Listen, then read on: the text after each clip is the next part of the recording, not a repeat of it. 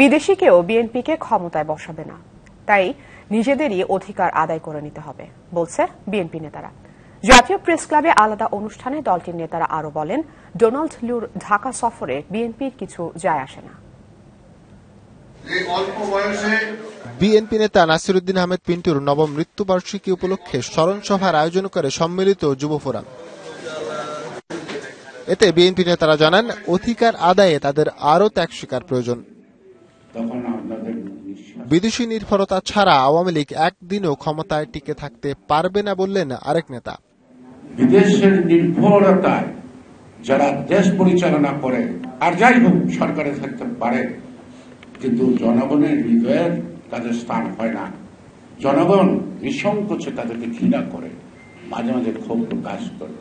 জাতীয় প্রেস ক্লাবের সামনে মানববন্ধনে জয়নুল আবদিন ফারুক বলেন, বিদেশি কারো সফর নিয়ে উৎসাহিত নয় বিএনপি। এত উৎসাহিত আমরা নয়, নিয়ে উৎসাহিত আপনারা। কি বার্তা নিয়ে আসছে সেটা আপনারাই জানেন, আমাদের জানার কথা নয়, কারণ আপনারা অবৈধভাবে বাংলাদেশের ক্ষমতায় বসে আছেন। ফরহাদ ইবনে মালিক, ডিবিসি নিউজ, ঢাকা।